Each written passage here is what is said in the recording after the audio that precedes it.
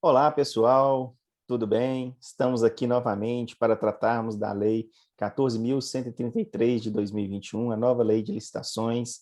Eu, Vitor Gomes e Paulo Henrique Dutra, e hoje vamos tratar do assunto das definições do processo licitatório. Dando seguimento à análise do processo licitatório, a gente fala agora do artigo 15, que trata da possibilidade de participação de empresas em consórcio no certame. Para quem não conhece o que é um consórcio, explicar rapidamente que existem muitas vezes a necessidade de duas ou mais empresas formarem um consórcio para poderem atender os critérios de determinada licitação, seja no que concerne a habilitação técnica, cada uma vai fazer uma etapa da obra, cada uma tem experiência prévia, atestado de capacidade técnica em determinada estrutura, seja em relação à habilitação econômico-financeira, porque às vezes a empresa tem habilitação técnica, mas não tem condições de participar porque o edital exige uma condição econômico-financeira muito superior ao que aquela empresa isoladamente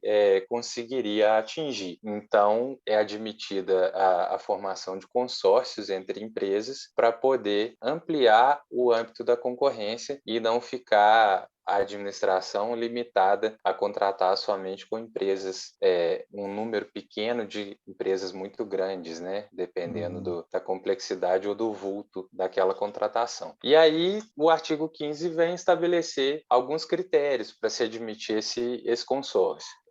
Desde a habilitação, desde a entrada no certame, essas empresas têm que apresentar um compromisso por um instrumento público ou particular de formação desse consórcio, caso venham a vencer a licitação. Nesse compromisso já tem que ter as regras básicas de representação do consórcio perante a administração, que aí vai ser determinado quem é o líder daquele consórcio, e esse líder vai fazer todas as tratativas junto à administração que forem necessárias. Como eu já disse, quando estava explicando o conceito de consórcio, a habilitação tanto técnica quanto econômico-financeira vão ser considerados quantitativos somados dessas empresas que compõem esse consórcio para poder verificar a habilitação. Em relação à habilitação econômico-financeira, a lei prevê, por uma questão de equidade, que no caso de consórcio, o consórcio tenha que apresentar uma habilitação econômico-financeira de 10 a 30% superior àquela que é exigida por um licitante individual, para que não se tenha uma vantagem indevida para essa participação via consórcio. E aí a própria lei também excetua essa diferenciação, esse quantitativo a maior em relação à habilitação econômico-financeira não vai ser exigido no caso em que todas as empresas que compõem aquele consórcio forem ME ou EPP, de acordo com a legislação brasileira. E, por fim, é importante falar também que não pode ter nenhuma dessas empresas do consórcio, não pode estar impedida de licitar, né, obviamente, e a responsabilidade delas todas perante a administração é solidária. Para finalizar, quando essas empresas que apresentaram o compromisso do consórcio se sagrarem vencedoras do certame, elas têm que constituir uma pessoa jurídica, que normalmente uma sociedade de propósito específico, constituído por essas empresas, seguindo as mesmas regras já previstas no compromisso de consórcio, e durante a execução do contrato, caso seja necessário substituir qualquer uma dessas consorciadas, essa substituição ela é condicionada à anuência pela administração da substituição, e a empresa que vier substituir a outra consorciada tem que apresentar quantitativos de habilitação técnica e econômico-financeira iguais ou superiores à empresa que saiu do consórcio. É uma forma, né, essa questão de apresentar qualitativos iguais ou superiores, de se evitar, né, que se montem aqueles consórcios simplesmente para participar da licitação, depois ali eu vou lá e faço uma substituição do consorciado daquela empresa por uma outra aí que não tenha os requisitos do edital e que vai me atender melhor, mas não vai atender a administração, não vai atender o interesse público. Me atender, quando eu quis dizer, atender ao licitante, logicamente, né? É uma regra básica de segurança do contrato para a administração, né? De que o contrato vai ser realmente executado da maneira como foi previsto durante o processo licitatório. E aí, dando sequência, no artigo 16, nós temos a questão da possibilidade de contratação de cooperativas, né, de pessoas cooperadas para atender um objeto da contratação, um objeto do edital. E aí tem assim, alguns requisitos que entre os cooperados, eles poderem exercer ou conseguirem exercer atividade igual, né, à do contratado, né, ao que o objeto especifica, na verdade. Então, nós temos essa previsão aí da possibilidade de contratação de cooperativas, né, de cooperados, pela nova lei de licitações. Bom, e para finalizarmos este vídeo, temos o artigo 17, que traz a questão das fases da licitação. E aí, nós temos como grande característica dessa nova lei de licitação a adoção das fases conforme eram realizadas no procedimento de pregão, onde nós vamos ter lá a fase preparatória, a fase de divulgação do edital, a fase de propostas e lances, a fase de julgamento, a fase de habilitação, de recurso e de homologação. E a grande questão aqui é que a fase de habilitação das empresas, ela vai ocorrer após a fase de propostas e julgamento, de forma que eu só vou analisar a documentação, a habilitação daquelas empresas que ganharam o objeto licitado ou determinado item do objeto licitado. Podendo, neste caso, e com motivação da administração pública, justificação e expressamente previsto em edital, haver a inversão da fase de habilitação para anteceder a fase de apresentação de propostas, para que se verifique algum critério bem específico, algum objeto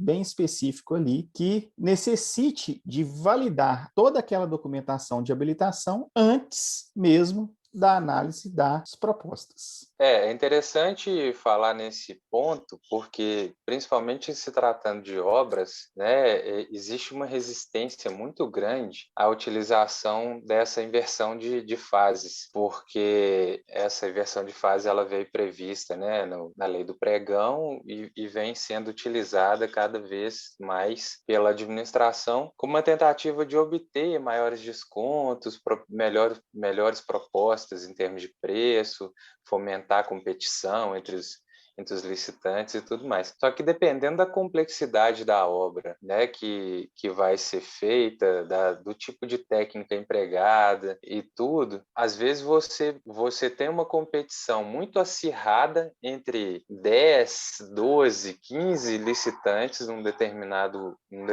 certame, que joga o preço muito lá embaixo.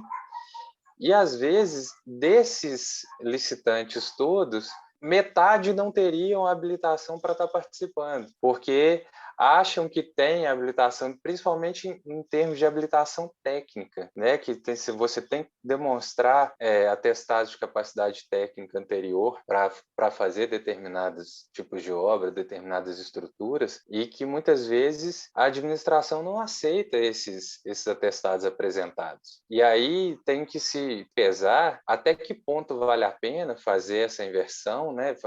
Na verdade, adotar essa ordem que é trazida hoje como regra pela nova lei, né? Mas que de fazer a apresentação de propostas e lances e o julgamento antes de analisar a habilitação, e até que ponto isso pode gerar uma distorção que pode invalidar toda a licitação lá para frente e forçar a administração a ter que fazer tudo de novo. E quando você disse aí que eles às vezes acham que estão habilitados, que possuem aquela qualificação técnica, habilitação, nós temos também os casos dos que têm certeza e ainda vão para tumultuar o procedimento licitatório, né? Então, ali você gasta um tempo analisando toda a habilitação e depois você vai para a proposta de lances com pessoas que não tinham talvez uma determinada habilitação. Então, isso é muito relevante quando dessas situações em específicos aí. Somente para explicar, para quem não tem vivência, né, prática na área e que às vezes não está entendendo bem como que funciona essa ordem das fases da licitação, quando você faz a fase de apresentação de propostas e lances e de julgamento anterior à habilitação, né, que era a regra do pregão, que hoje foi adotado como regra geral pela nova lei, normalmente os licitantes eles fazem um cadastro prévio para participação, no qual eles assinam uma declaração de que eles estão habilitados a participar, que eles cumprem os requisitos do edital e tudo. Só que muitas vezes o próprio licitante ele não tem, ou como o Vitor disse, ou ele age de má fé, ou então ele realmente acha que tem determinada habilitação por ter um atestado de capacidade técnica numa obra similar, alguma coisa assim, e que lá na frente não vai ser aceito pela administração. Então, apesar de ter esse cadastro, apesar de ter a declaração, ainda assim, dependendo da complexidade, eu acho que faz sentido a administração se utilizar dessa inversão, trazer a fase de habilitação para o começo e evitar distorções.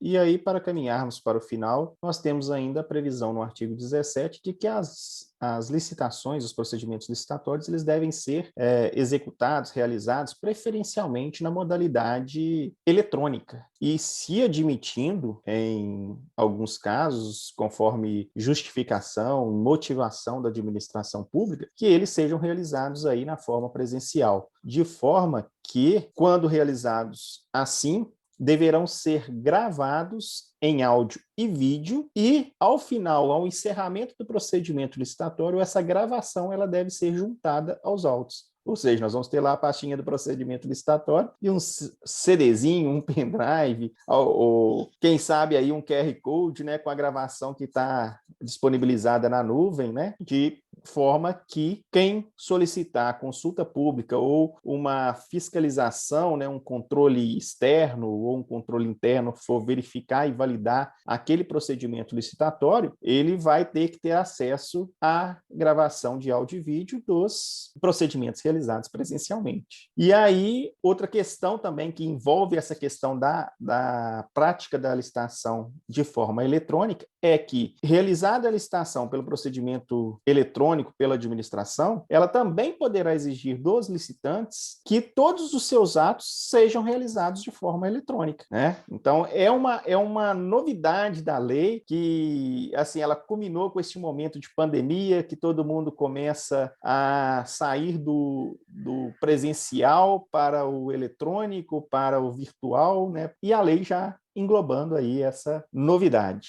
E é bastante interessante essa questão aí da virtualização de todos os procedimentos licitatórios, de ficar tudo gravado em áudio e vídeo, por uma questão de modernização e de transparência, que vai ser, com certeza, benéfica a todos. Com certeza vai ficar mais fácil para quem fiscalizar, para os licitantes que precisarem recorrer de alguma decisão, vai beneficiar todo mundo. Exatamente. E, assim, só um pitaco aí, até fugindo um pouquinho da análise de artigos, né, da lei, é a questão que a administração pública ela cada vez mais vai ter que estar preparada também para essas questões de tecnologia, né? Hoje eu não me imagino uma administração pública, que é uma empresa, que é um órgão, sem um departamento de TI acompanhando ali o procedimento licitatório, sem um técnico de TI ali do lado do pessoal que está realizando aquele procedimento licitatório, tanto na forma eletrônica quanto na forma presencial, onde ela vai ter que ter gravação de áudio e vídeo. Nós sabemos que nessa dimensão do Brasil, 5.000 e tantos municípios, né? Aqui em Minas Gerais, 853 municípios, que multiplica por 2, que são prefeituras e câmaras, você tem 1.600 e tantos órgãos realizando licitação, e sabemos da dificuldade desses municípios, dessa administração pública inteira ali, pessoal, com essa gama de conhecimento, tanto na área de licitação como como na área de tecnologia. Não é isso aí, Paulo? É isso aí, é muito trabalho para se fazer nesses 2 anos de adaptação à nova lei, né? É interessante que esses municípios pequenos, que os órgãos com menos estrutura, comecem a buscar isso o quanto antes, se for possível, não deixar para a última hora, porque daqui a 2 anos passa a se aplicar somente essa Somente lei, essa né? nova lei. Bom, é isso aí, pessoal. Estamos então finalizando o vídeo de hoje. Agradeço aí a participação e audiência de todos aí nos nossos vídeos que serão disponibilizados no YouTube. Muito obrigado a todos pela atenção. Espero que estejam gostando desses conteúdos que a gente está criando com muito cuidado, com muito critério para todos vocês. E toda terça e toda quinta teremos sempre vídeos novos no canal do YouTube, tá bom? Obrigado, um abraço a todos.